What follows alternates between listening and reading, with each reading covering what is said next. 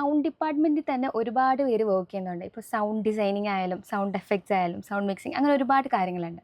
അപ്പോൾ എന്താണ് ഈ റെക്കോർഡിംഗ് മിക്സിങ്ങിൻ്റെ ഒരു ഹോൾ പ്രോസസ്സ് വരുന്നത്? റീ റെക്കോർഡിംഗ് മിക്സിംഗ് എന്ന് പറയുന്നത് ഒരു സിനിമയുടെ ഫൈനൽ സ്റ്റേജാണ് സൗണ്ടിൻ്റെ. അവിടെയാണ് ആ സിനിമ എങ്ങനെ തിയേറ്ററിലേക്ക് പോകണം അല്ലെങ്കിൽ OTTയിലേക്ക് പോകണം എന്ന് ഡിസൈഡ് ചെയ്യണ ഒരു ഏരിയയാണ് ഈ റീ റെക്കോർഡിംഗ് മിക്സിംഗ് എന്ന് പറഞ്ഞ ഈ ഏരിയ.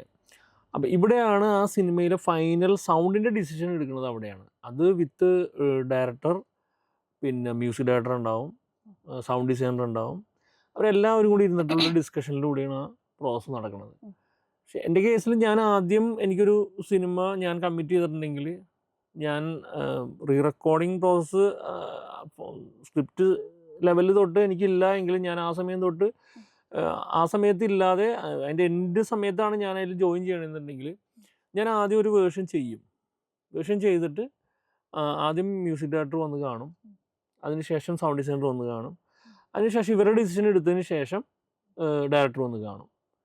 അങ്ങനെയാണ് എൻ്റെ പ്രോസസ്സ് പോണത്.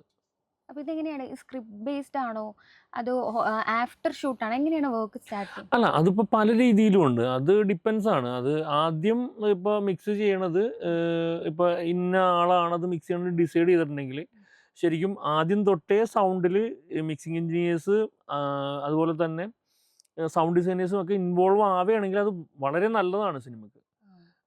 പക്ഷെ അങ്ങനെ യൂഷ്വലി ചെയ്യാറില്ല. പക്ഷെ ഞാൻ ചെയ്ത സിനിമകളിൽ എനിക്ക് അങ്ങനത്തെ ഒരു അവസരം എനിക്ക് കിട്ടിയിട്ടുണ്ട്. ഞാൻ ചെയ്ത സിനിമകളിൽ എനിക്ക് സ്ക്രിപ്റ്റ് തൊട്ടേ എനിക്ക് ആ സമയത്ത് അതിനകത്ത് ഇൻവോൾവ് ആവാനും ഒക്കെ ചില സിനിമകളിൽ പറ്റിയിട്ടുണ്ട്. ഇപ്പം ഈ സൗണ്ട് എന്ന് പറയുമ്പോൾ ഒരു ഫിലിമിൻ്റെ ഒരു ഹോൾ ഇമോഷൻ സൗണ്ടിൽ ഒരു ഘടകം തന്നെയാണത്. അപ്പം അത് കയ്യിൽ നിന്ന് പോയാൽ മൊത്തത്തിൽ ഫിലിമിൻ്റെ ഇമോഷൻ പാളിപ്പോകാനൊരു ചാൻസ് ഉണ്ട്. അപ്പോൾ വർക്ക് ചെയ്യുന്ന ടൈമിൽ അത് മൈൻഡിൽ വെച്ച് ചെയ്യാറാണ്? അല്ല, നമ്മൾ വർക്കിൽ നമ്മൾ ഇൻവോൾവ് ആയിട്ടുണ്ടെങ്കിൽ കംപ്ലീറ്റ്ലി നമ്മൾ ആ ഒരു ഇമോഷനിലാണ് നമ്മളിരുന്ന് വർക്ക് ചെയ്യണത്.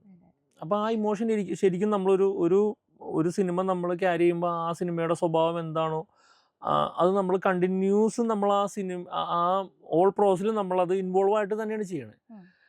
പക്ഷേ എനിക്കറിയില്ല മറ്റുള്ള ആൾക്കാരുടെ ഇതെനിക്കറിയില്ല. ഞാൻ ചെയ്യുമ്പോൾ എന്തായാലും ആ സിംഗിൾ സിനിമ എന്താണോ, ആ സിനിമയുടെ ഇമോഷൻ എന്താണോ അത് ശ്രദ്ധിച്ചിട്ട് തന്നെയാണ് പരമാവധി ചെയ്യാൻ ശ്രമിക്കുന്നത്. കാറ്റിന്റെ ശബ്ദം അല്ലെങ്കിൽ ഇപ്പം നമ്മളിപ്പോൾ സീ സൈഡിൽ കൂടെ പോകുന്നു, കാറ്റിന്റെ ശബ്ദം നമുക്ക് അറിയാൻ പറ്റുന്നുണ്ട്. അല്ലെങ്കിൽ മഴ പെയ്യുന്നു, നമ്മൾ വീടിന്റെ ഉള്ളിലുള്ളപ്പോൾ കേൾക്കുന്ന മഴയുടെ ശബ്ദമല്ല, പുറത്തിറങ്ങുമ്പോൾ തറയിൽ വീഴുമ്പോൾ ഉള്ള ശബ്ദമല്ല, ഓടിൽ വീഴുമ്പോൾ. ഈ ഒരു ആംബിയന്റ് സൗണ്ട് സെറ്റിംഗ് എങ്ങനെയാണ്? അല്ല, അതൊക്കെ ശരിക്കും സൗണ്ട് ഡിസൈനേഴ്സ് നമുക്ക് ചെയ്ത് തരലാണത്. അത് സൗണ്ട് ഡിസൈനേഴ്സ് ഇപ്പോൾ അങ്ങനെയുള്ള റേഞ്ച് എല്ലാം അവരുടെ സ്റ്റോക്ക് ഉണ്ടാവും. ഇനി അല്ലെങ്കിൽ അവർ ആ സിനിമയ്ക്ക് വേണ്ടിയിട്ട് അത് ഡിസൈൻ ചെയ്ത് തരും. അതിൻ്റെ അത് ഇൻറ്റൻസിറ്റി എങ്ങനെയാണ്, പെർസ്പെക്റ്റീവ് എങ്ങനെയാണ്, അപ്പം അതൊക്കെ നമ്മൾ മിക്സിൽ ക്രിയേറ്റ് ചെയ്യാറുണ്ട്. പിന്നെ നമുക്ക് അഡീഷണൽ ചെയ്യാനായിട്ടുള്ള സോഫ്റ്റ്വെയറും കാര്യങ്ങളൊക്കെ നമ്മൾ സ്റ്റോക്ക് ചെയ്തിട്ടുണ്ട്. അപ്പോൾ ഇപ്പോൾ അതിൻ്റെ ഒരു സോഫ്റ്റ്വെയർ ഞാൻ കാണിച്ചു തരാം. റെയിൻ ചെയ്യുമ്പോൾ നമ്മൾ റെയിൻ്റെ ഇൻറ്റൻസിറ്റി നോക്കിയിട്ട് നമ്മൾ ഷോർട്ട് വേസ് പല സ്ഥലങ്ങളിലും നമ്മൾ ഇത് മാറ്റും. ഇത് റെയിൻ ജനറേറ്ററാണ്. പല സോഫ്റ്റ്വെയർ ഉണ്ട്, ഇതേപോലെ വിൻഡ് ഉണ്ട്, തണ്ടർ ഉണ്ട്. അപ്പോൾ നമ്മൾ ഓരോ സോഫ്റ്റ്വെയറും നമ്മൾ യൂസ് ചെയ്യാറുണ്ട്. അത് വിത്ത് സൗണ്ട് ഡിസൈനറുടെ പെർമിഷൻ. കാരണം അവരാണ് കംപ്ലീറ്റ് ഡിസൈൻ ചെയ്ത് തരണത്. പക്ഷേ മിക്സിൽ വരുമ്പോഴേക്കും എന്തെങ്കിലും പ്രോബ്ലം നമുക്ക് തോന്നുകയാണെങ്കിൽ അല്ലെങ്കിൽ ആ സൗണ്ട് ആ സമയത്ത് അത് വർക്കാവണമെങ്കിൽ നമ്മളപ്പോൾ ജനറേറ്റ് ചെയ്ത് ചെയ്യും.